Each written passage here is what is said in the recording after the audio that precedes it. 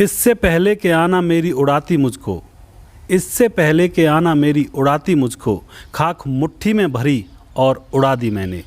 उसने सैलाब की तस्वीर बना भेजी थी, मगर उसी कागज़ से नाव बना दी मैंने। हाय गाइस, मैं हूं सुदेश कुमार और तिरछी बात चैनल में आपका स्वागत है। साथियों, जैसा कि आपको मालूम है, हम हर रोज़ यहां पर एक नए मुद्दे के साथ होते हैं और आपको ये भी मालूम होगा कि हमारा एक प्रोग्राम चलता है पंचों का इंटरव्यू, और आज हम जो प्रोग्राम लेकर आए हैं वो पंचों का इंटरव्यू है। इसके अंदर हम क्या करते हैं, पंच और सरपंच और नेताओं को हम यहाँ पे बुलाते हैं और उनसे आपके प्रश्नों के जवाब मांगते हैं। जो जनता जानना चाहती है वही प्रश्न हम उनसे पूछते हैं और वो उन प्रश्नों के उत्तर यहाँ पे देते हैं। यानी कि सीधा सा मतलब है, जनता के और नेता के बीच की दूरी को ख़त्म करने का हमारा यहाँ पे मेन उद्देश्य है। तो साथियों, आज हमारे साथ हैं बंचारी से भूपेंद्र सिंह सौरौत, जो कि ब्लॉक मेंबर पद के लिए खड़े हुए हैं और ब्लॉक मेंबर पद के उम्मीदवार हैं, वार्ड नंबर 11 से लेकर 20 तक, गांव बंचारी। तो वो हमारे साथ हैं, उनसे बात करते हैं। राम राम सभी भाइयों को तिरछी चैनल की ओर से। तो साथियों, मेरी तरफ से भी सभी भाइयों को हाथ जोड़कर तहे दिल से राम राम। तो जैसा कि आपको मालूम है, हम अपने प्रोग्राम में सवाल जवाब के माध्यम से किसी विशेष समस्या के ऊपर चर्चा करते हैं। तो हमारे साथ जो उम्मीदवार हैं, ब्लॉक समिति ब्लॉक मेंबर पद के जो उम्मीदवार हैं, भूपेंद्र सिंह सौरौत, जो बंचारी से हैं, इनसे हम जानेंगे सवाल जो आप पूछना चाहते हो, जो आप लोग जानना चाहते हो अपने प्रतिनिधि के बारे में। तो इनसे हम सवाल जवाब के माध्यम से इनकी बातों को सुनेंगे और हम उम्मीद करते हैं आपको ये प्रोग्राम बहुत ही अच्छा लगेगा, क्योंकि इसमें आपको बहुत सारी इन्फॉर्मेशन मिलने वाली है अपने प्रतिनिधि के बारे में, जो आपका नेतृत्व करने वाला है। और साथियों, मैं आपको एक बात और बता देता हूं, जो भी भाई यूजीसी नेट एग्ज़ाम की तैयारी कर रहे हैं या फिर क्लर्क की तैयारी कर रहे हैं या फिर पटवारी की तैयारी कर रहे हैं, वो हमारे दूसरे चैनल पर जा सकते हैं। वहाँ पे मैंने यूजीसी नेट एग्ज़ाम के लिए कंप्यूटर साइंस सब्जेक्ट से बहुत सारे वीडियोस डाले हुए हैं और आप वहाँ पे जाइए। उस चैनल का नाम है नॉलेज नेट कंप्यूटर साइंस। दोबारा से बता देता हूँ, नॉलेज नेट कंप्यूटर साइंस। वहाँ पे जाइए, उसको सब्सक्राइब करिए और वहाँ पर आपको आपके काम की सामग्री मिलने वाली है। तो चलिए साथियों, अब प्रोग्राम को स्टार्ट कर देते हैं। भूपेंद्र जी, सबसे पहला मैं आपसे वही प्रश्न करूँगा जो नॉर्मल मैं करता आया हूँ सभी से। आपकी क्वालिफ़िकेशन क्या है, क्योंकि जनता जानना चाहती है कि जो उनका प्रतिनिधित्व करने वाला इंसान है वो कितना पढ़ा लिखा है। मैंने 10वीं 12वीं ITI पास किए हैं। अच्छा, हाँ जी, 10वीं 12वीं ITI अच्छा, पढ़ा लिखा हूँ मैं। पढ़े लिखे हो, हाँ तो बहुत ही अच्छी बात है, पढ़े लिखे आपके ब्लॉक मेंबर होने वाले हैं। अगला प्रश्न मैं आपसे पूछना चाहता हूँ कि राजनीति में आपका आने का मन कैसे हुआ, क्या कारण रहा कि जो आप राजनीति में आए? क्या आप कहीं, सबसे पहले मैं आपसे ये पूछना चाहूँगा, कहीं कार्यरत हो फिलहाल? कार्यरत तो मैं फ़िलहाल कहीं भी नहीं हूँ। अच्छा, थोड़े मेडिकल जॉब करता हूँ और राजनीति में आने का मेरा ये उद्देश्य है कि मैं जनता की समाज सेवा करना चाहता हूँ और लोगों का भला करना चाहता हूँ। यही मेरा राजनीति में आने का मौका मिला है। अच्छा, हाँ जी। तो मतलब राजनीति में आप इसलिए आए हो कि जनता का भला कर हाँ जी, सको। बिल्कुल। कहीं ऐसा तो नहीं है कि आप अपना भला करने के लिए आए हो? नहीं, ऐसा कुछ नहीं है। मैं अपना भला नहीं करना चाहता, मैं जनता के ही भला करूँगा। जितना भी होगा मैं अपने तन मन धन से जनता की सेवा के लिए तत्पर तैयार रहूँगा।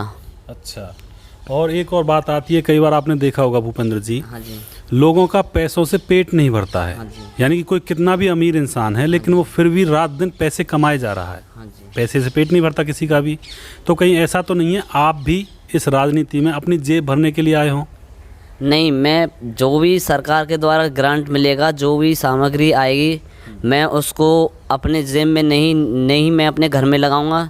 इससे मैं अपने गांव की गलियों, जितने भी मेरे वार्ड आते हैं, तो मैं उसको वार्डों की भलाई के लिए और लोगों की भलाई के लिए सारा पैसा उसी में खर्च करूंगा। अच्छा, हाँ जी। मतलब आप घर में नहीं रखने वाले? नहीं, मैं अपने घर में कुछ भी 1 रुपया तक भी नहीं रखूँगा। जो भी ग्रांट आएगा, जो भी पैसे आएंगे, मैं समाज के लिए लगाऊंगा और अपने गांव के विकास के लिए लगाऊंगा। भूपेंद्र जी, ज़्यादातर जितने भी पंच और सरपंच होते हैं, जितने भी हमारे पास आते हैं, मैं ज़्यादातर उनसे ये क्वेश्चन करता हूँ, लेकिन सभी ये कहते हैं कि हम समाज की भलाई के लिए लगाएंगे। तो इसकी आप क्या गारंटी दोगे जनता को कि मैं बिल्कुल ही समाज की भलाई के लिए लगाऊंगा, मैं किसी की तरह नहीं कहूँगा? मतलब गारंटी ये झूठा वादा नहीं है। नहीं, झूठा वादा तो मैं नहीं करूँगा। जनता मेरे को जानती है और जनता मेरे से वाकिफ़ है और मेरे परिवार से वाकिफ़ है। जो भी पैसा आएगा मैं समाज के ही हित में लगाऊंगा। अच्छा जी। हाँ जी, 1 रुपया मैं नहीं रखूंगा। 1 रुपये भी आप रखने वाले? नहीं नहीं नहीं। चलो बहुत अच्छी बात है। अगली बारी आती है कि कोई भी जो प्रतिनिधि होता है जनता का, उसकी पंच सरपंचों से कैसे पटती है, तो आपकी पंच सरपंचों के साथ कैसा तालमेल है आपका, इसके बारे में थोड़ा सा जनता को बताएं। पंच सरपंचों से मेरा अच्छा तालमेल है और वो लोग मुझे जानते हैं और मैं उनसे अपना मेल जोल बना कर रखूँगा और भाईचारे में उनको अपने साथ लेकर चलूँगा। हाँ जी, हाँ जी, बिल्कुल साथ लेकर चलूँगा। और कहीं ऐसा तो नहीं है किसी पंच सरपंच से आपकी लड़ाई बजती हो? नहीं, अभी तक तो ऐसा है नहीं। आगे टाइम बताएगा, ऊपर वाला बैठा है, जैसे आगे होगा वो टाइम पे पता चलेगा जी। अच्छा। अभी तो किसी से किसी तरीके की कोई रंजिश नहीं है। हाँ जी। तो साथियों, जो भी इन्वायरमेंट होता है उसके साथ कदम से कदम मिलाकर आपका नेता चलना चाहिए। जैसे कि ब्लॉक समिति में खड़े हुए हैं भूपेंद्र भाई साहब जी, तो इनकी पंच और सरपंचों से भी अच्छी पटनी चाहिए, तभी जाकर ये आगे अपने कामों को कर सकते हैं। क्योंकि फैमिली में अगर आप मिलकर नहीं चलोगे तो आप कोई भी फ़ायदा नहीं उठा सकते हो। तो इसीलिए इनकी भी मतलब जो जान पहचान है पंच सरपंचों से वो अच्छी होनी चाहिए, और जो कि ये बता रहे हैं कि अच्छी है। अगला प्रश्न मैं आपसे करना चाहूँगा भूपेंद्र भाई साहब जी, लोग आपको वोट क्यों दें भाई? आप में ऐसी क्या खूबी है? लोगों ने मुझे देखा है और लोग मुझे जानते हैं। मैं पहले से भी राजनीति में हूँ और मैंने लोगों का काम भी किए हैं। अच्छा। तो इस वजह से लोग मेरे स्वभाव से पूरी तरह से वाकिफ़ हैं। लोग मुझे वोट इसलिए ही देंगे। और रही आगे उनकी मन की बात है, किसी पे हम प्रेशर दबाव कुछ भी नहीं डाल सकते। ये उनका मन की ही बात है, उनके मन की ही बात। हाँ जी। कई बार ऐसा होता है कहीं आप ये सोच रहे हो कि फेसबुक पे पोस्ट डालने से या फिर मतलब राम राम करके चलने से, सबसे प्यार से बोलने से इस तरह से वोट मिल जाएंगी, जबकि ऐसा तो और कैंडिडेट भी करते हैं, है ना? तो आपके अंदर वो स्पेशल खूबी क्या है जिसके कारण लोग आपको वोट दें, थोड़ा सा बताएं। स्पेशल खूबी तो ये है जी, लोग बाग मेरे से वाकिफ़ हैं और हमारा परिवार है जो बहुत ही अच्छा परिवार है और हमें सारा गांव जानता है। और मेरे से जो लोग काम की कहते हैं मैं उस काम को कर देता हूं और सभी से राम राम श्याम श्याम, सभी भाइयों से मिलजुल कर ही रहता हूं। किसी से किसी कोई रंजिश नहीं है, किसी से सब से भाईचारा है मेरा अपना। तो वो आगे की किस्मत की बात रहेगी, वो उनके दिलों में मैंने जगह बना रखी है। अच्छा। आगे टाइम बताएगा जी। हाँ जी। अच्छा, यानी कि आपको लोगों के ऊपर पूर्ण विश्वास है। हाँ जी। तो साथियों, भूपेंद्र भाई साहब जी को आपके ऊपर पूरा विश्वास है कि वोट दें और उनके स्वभाव को देखें, व्यक्तित्व को देखें और व्यक्तित्व को देखकर वोट दें, और वो आगे बहुत ही सारे काम करने वाले हैं, उनको देखकर वोट दें। अगला प्रश्न मैं आपसे करना चाहूँगा, कुछ लोगों का मानना है कि आप सही इंसान हो, मतलब बिल्कुल एक सीधे साधे और बहुत ही अच्छे इंसान हो, लेकिन कुछ लोग नहीं मानते, ये तो आपको पता है। मतलब एक पहलू के भी दो पक्ष होते हैं, तो उसी तरह से हर इंसान के, हर समाज के दो पहलू होते हैं। तो जो लोग आपको अच्छा इंसान नहीं मानते हैं उनके बारे में आप क्या कहना चाहोगे? जो लोग मुझे अच्छा इंसान नहीं मानते, मैं उनके दिलों में जगह बनाऊंगा, उनसे मेल जोल बढ़ाऊंगा और अपने भाईचारे को काम करूंगा। और कोई मेरे से गलती सलती हुई है तो मैं उनसे अपनी गलती सलती मानूंगा। यही मेरा मेन मकसद रहेगा उनके लिए। हाँ जी।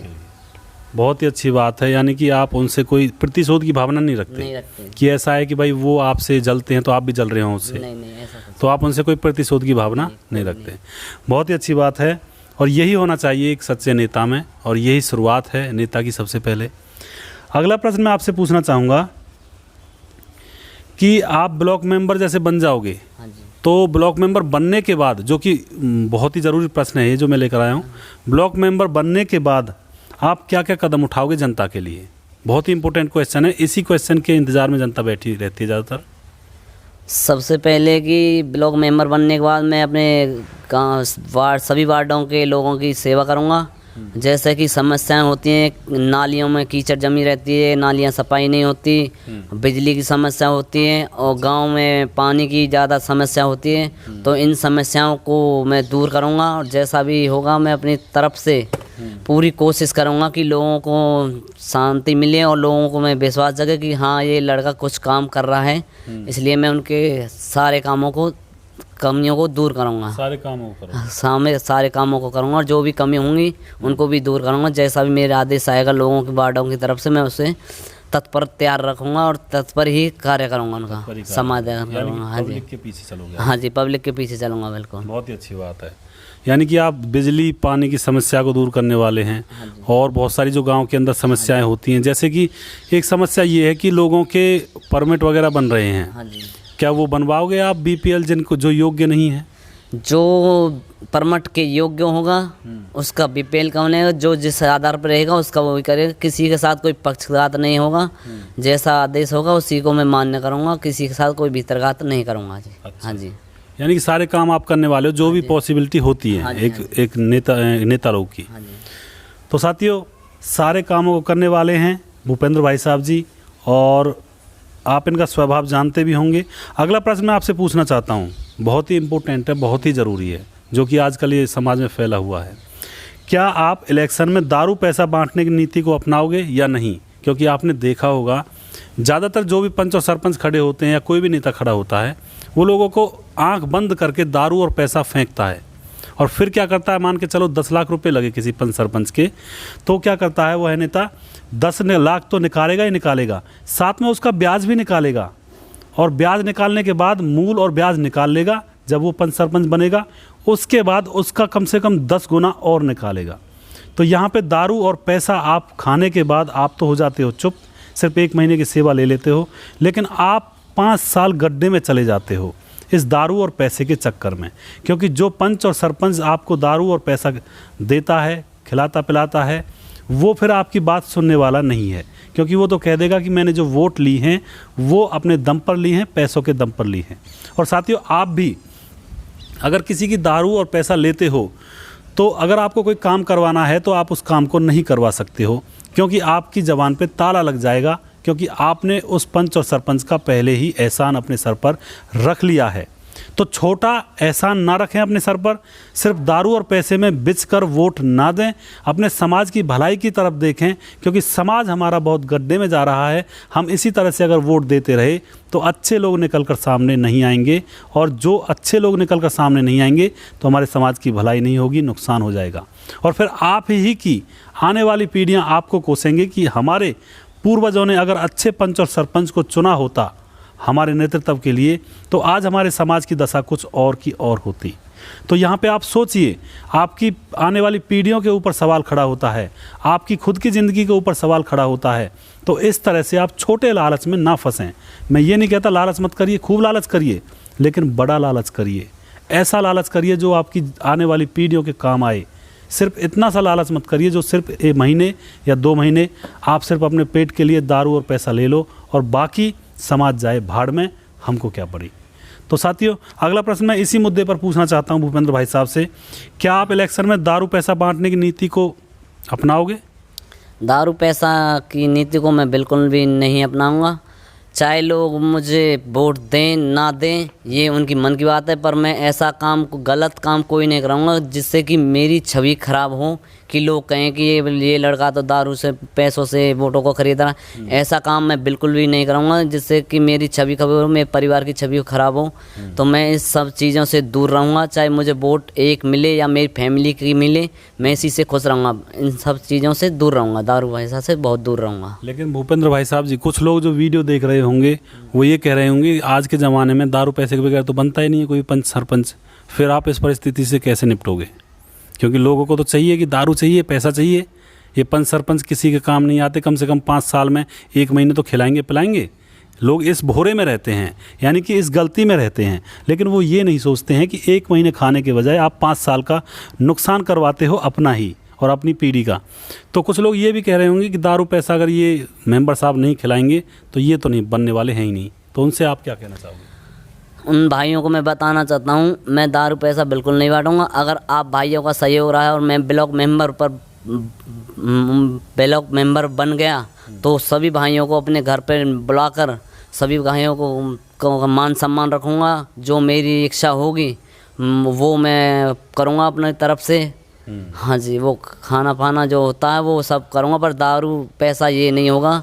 जो गांव में होता भंडारा, एक भंडारा की तरह ही प्रोग्राम करूँगा, एक छोटा सा जो मेरा होगा वो प्रोग्राम में करूँगा। हाँ जी, तो बहुत ही अच्छी बात है, यानी कि दारू पैसा आप नहीं बांटने वाले हो, और अगर आप बनते हो तो आप एक अच्छा सा भंडारा कर दोगे जिसमें भगवान का नाम भी लिया जाएगा और लोगों का पेट भी भरेगा। तो एक बात और पूछना चाहता हूँ मैं आपसे, जैसे लोग दारू पैसे में पैसा खर्च करते हैं, मतलब दारू पैसा बांटते जनता को इलेक्शन में, इसको ना खर्च करके इससे तो अच्छा है अधूरे पड़े कामों को करवा दिया जाए। क्या आप इन चीज़ों इस बात से सहमत हैं? जैसे बहुत सारे लोग अपने इलेक्शन में 10 लाख रुपए 15 लाख रुपए लगाते हैं, तो 10-15 लाख रुपए को दारू में उड़ाने की बजाय आप गांव के अधूरे पड़े कामों को करवा दें तो ये बेटर रहेगा, या फिर इसमें कोई गलती हो जाएगी? जो भी पिछले ब्लॉक मेंबर के जो काम रुके पड़े हैं या पेंडिंग पड़े हैं उन कामों को करवाऊंगा मैं, और वैसा कुछ तो मैं कहना नहीं चाहता। जो भी पेंडिंग काम होंगे उस भाई साहब के, और जो मेरे पे आदेश आएंगे पीछे से, मैं उन आदेशों का पालन करूंगा, पूरी तहे दिल से उनका साथ दूंगा। हाँ जी, यानी कि आप सहमत हो इस बात से? सहमत हूँ, मैं बिल्कुल सहमत हूँ।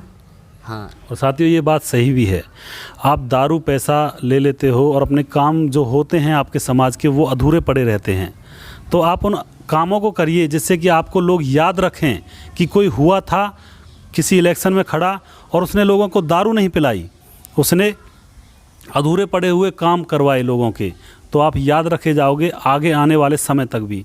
चाहे आप जीतो या आप हारो, इससे कोई फ़र्क नहीं पड़ता, लेकिन आप लोगों के दिलों में ज़रूर बस जाओगे अगर आप इस तरह से सरपंची या इलेक्शन का कोई भी इलेक्शन लड़ते हो कि जो भी आप इलेक्शन में पैसा लगाते हो उस पैसे को दारू में उड़ाने की बजाय आप गांव के अधूरे पड़े हुए कामों को करवा दीजिए पहले ही, तो आपको याद रखा जाएगा कि कोई खड़ा हुआ था, कोई कैंडिडेट, और उसने दारू नहीं पिलाई लोगों को, उसने गांव के काम करवाए। तो ये एक सही माध्यम है, इससे आप लोगों की नज़रों में बसेंगे और हो सकता है लोग आपको जिता भी दें, क्योंकि वो समझ जाएंगे कि ये तो सही काम करने वाला है। तो हमारा प्रयास यही रहता है कि जो भी हमारे नेता लोग हैं, नेता और जनता, उनके बीच में सामंजस्य स्थापित हो और वो अच्छी तरह से अपने कामों को करें। अगला प्रश्न भूपेंद्र जी मैं आपसे पूछना चाहूँगा, क्या आप जो ये नौजवान खिलाड़ी होते हैं हमारे गांव में, आपके गांव में भी कोई कुश्ती खेलने वाला है, कोई कबड्डी खेलने वाला है, कोई वॉलीबॉल खेलने वाला है, कोई क्रिकेट खेलने वाला है, कई बार क्या होता है हमारे गांव में प्रतिभा होती है और वो पंच और सरपंचों का साथ नहीं मिलने की वजह से वो प्रतिभा आपके गांव में ही रह जाती है, वो देश विदेश तक नहीं पहुंच पाती है। तो आप इस दिशा में क्या प्रयास करोगे? जो नौजवान खिलाड़ी हैं उनके लिए आप क्या योगदान करोगे? मैं उनके लिए यही योगदान करूँगा, मेरे गांव पंचायत में जितने भी खिलाड़ी हुए हैं सब इंटरनेशनल खिलाड़ी हुए हैं और हमारे गांव की जन्मभूमि में जन्मे बड़े बड़े अधिकारी तक बने हैं। जैसा कि हमारे वॉलीबॉल और कबड्डी में इंटरनेशनल लेवल के खिलाड़ी हुए हैं, और इन भाइयों के लिए मैं जितना भी हो सके खेल मैदान की व्यवस्था करूंगा।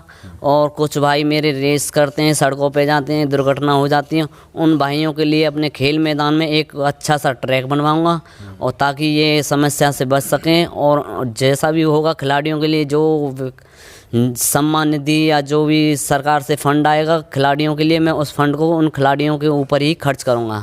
हाँ, बहुत ही अच्छी बात है, बहुत ही अच्छी बात है अगर इस विषय में आप सोचने वाले हो, क्योंकि साथियों जो आपके समाज के नौजवान भाई होते हैं, नौजवान भाई और जो समाज में शिक्षा होती है, ये आपके समाज की नींव होती है।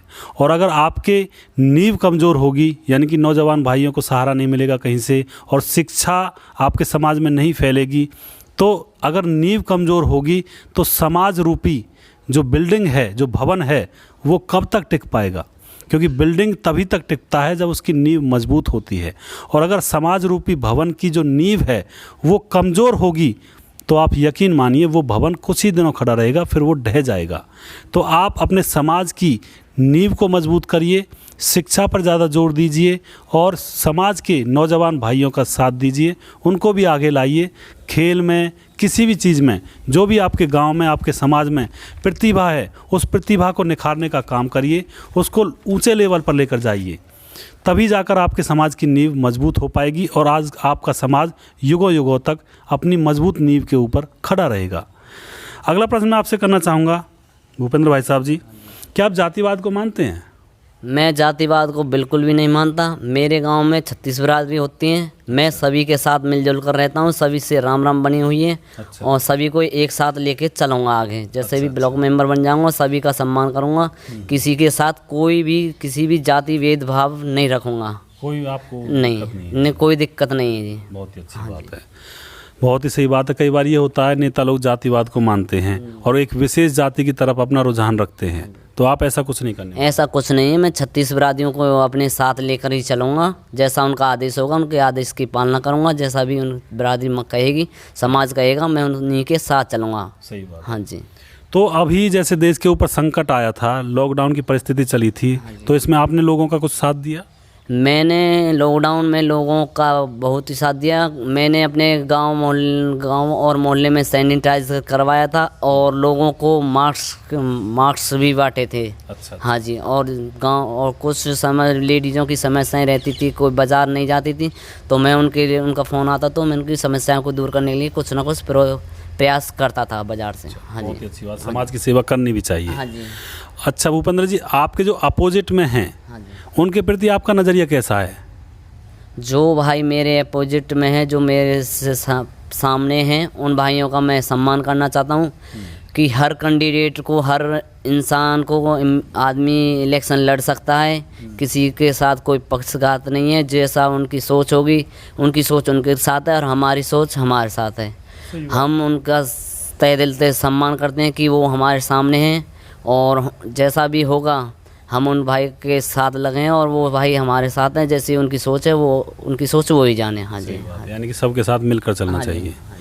भूपेंद्र जी, कहीं ऐसा तो नहीं है कि आप जीतने के बाद, जैसे कि आप बन जाते हो ब्लॉक मेंबर, जीतने के बाद आप जनता की सुनना ही बंद कर दो? नहीं, ऐसा कुछ नहीं है। मैं ब्लॉक मेंबर बनने के बाद जनता की ही सुनूंगा, क्योंकि जनता के बीच में रहता हूँ और जनता के सामने रहता हूँ। जनता जैसा आदेश करेगी मैं उस आदेश को मानूंगा। अच्छा। क्योंकि जनता ही जो भी है सर्वोपरि है। जनता का सम्मान करना भी बहुत ज़रूरी है। बहुत ही अच्छी बात है। अगला प्रश्न मैं ये पूछना चाहता हूँ कि लोगों की, जनता की जो परेशानियाँ हैं, उनको सुलझाने के लिए आप अधिकारियों से किस लेवल पर बात कर सकते हो? क्योंकि आपको मालूम है साथियों, पंच, सरपंच और नेता ऐसा चुनना चाहिए हमें जो जिसकी सब सुने, अधिकारी भी सुने और मंत्री भी सुने, पंच सरपंच भी सुने, खुद भी सुने। और ऐसा नेता अगर आप चुनते हो तो आपके सारे काम होने वाले हैं, कोई रुकने वाला नहीं है। अगर आप ऐसा प्रतिनिधि चुनते हो जिसकी कोई नहीं सुनता है, जिसकी चपरासी भी नहीं सुनता है, तो आपके आधे काम पेंडिंग में पड़े रहेंगे, ये आप यकीन मानिए। तो मैं यही सवाल भूपेंद्र भाई साहब जी से पूछना चाहता हूं कि जनता की परेशानी को सुलझाने के लिए आप उच्च अधिकारियों से किस प्रकार, यानी कि किस हद तक बातें या चर्चा कर सकते हो? जो भी जनता की समस्याएं होंगी उन तक अधिकारियों तक पहुंचाने के लिए मैं स्वयं अकेला नहीं, अपने लोगों को साथ लेकर चलूँगा।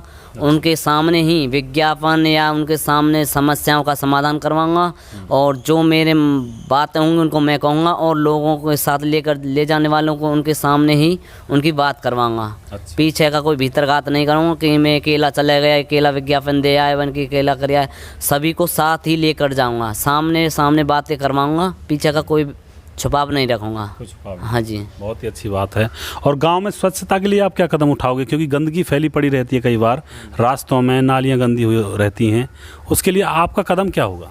गांव में स्वच्छता के लिए ये रहेगा कि गांव में हर संडे गांव की नलियों को सफाई करवाई जाएगी और जो अवैध कनेक्शन होते हैं, एक एक घर में 3-3 4-4 कनेक्शन लगे हुए हैं, उनको एक ही घर में एक कनेक्शन, फैमिली के आधार पर कनेक्शन दिया जाएगा। क्योंकि गांव में नालियों में पानी कुछ ज़्यादा ही बहता है और अपने सरपंचों मेंबरों से और वार्ड मेंबरों से सभी को बोलूँगा कि अपने वार्डों की तरफ ध्यान दें और यही स्वच्छता का मुख्य उद्देश्य रहेगा। सही बात है। भूपेंद्र जी, आप अब से पहले जो पंच सरपंच आपके गांव में हुए हैं, उनके बारे में कुछ कहना चाहोगे कि उनका जो कार्यकाल था वो किस तरह से गुजरा, उन्होंने कुछ काम किया या नहीं किया, उनसे आप कुछ कहना चाहोगे उनके बारे में? इस बारे में तो मैं बस इतना ही कहना चाहूँगा कि उन भाइयों ने जो भी अपने 5 साल बिताए हैं खूब अच्छे बिताए हैं और मैं किसी के साथ पक्षघात नहीं करना चाहता। जैसा भी उन्होंने किया अपने लिए ठीक ही किया। अच्छा। जनता के लिए ठीक ही किया। अच्छा। हाँ जी। दूसरी बात ये है कि जो सरकारी स्कीमें आती हैं ऊपर से, उनमें घपलेबाजी हो जाती है। जैसे कि मच्छरदानियाँ आई थी, गांव में बटी थी, तो उनमें घपलेबाजी हुई थी, अपने लोगों को ज़्यादा दिया गया था। या फिर और भी बहुत सारी स्कीम आती हैं, उनमें भी घपलेबाजी हो जाती है। तो आप इस दिशा में कोई प्रयास करोगे पंच सरपंचों से मिलकर, या फिर कुछ करोगे समाज के लिए, या फिर नहीं करोगे? मैं जो भी सरकार के द्वारा स्कीमें आएंगी और जो मेरे अंडर में आएंगी, मैं उन स्कीमों को लोगों तक पहुंचाऊंगा। किसी के साथ कोई भेदभाव नहीं करूंगा। जिसका नाम लिखा होगा, जो रिकॉर्ड बन के पीछे से आता होगा, उसी के आधार पर उनको दूंगा। रही सरपंच पंचों की बात, जो उनके अंडर में काम आते होंगे या मेरे लेवल के काम आते होंगे, मैं उनको पूरी तरह से कराऊंगा और सभी को मिलजुल कर ही काम करवाने होंगे। अच्छा, हाँ जी, यानी कि आप इस दिशा में प्रयास करने वाले हैं। हाँ, पूरा तत्पर रहूँगा, प्रयास लोगों को पूरा मतलब पूरा फायदा दिलाओगे? हाँ, पूरा फ़ायदा दिलाऊंगा।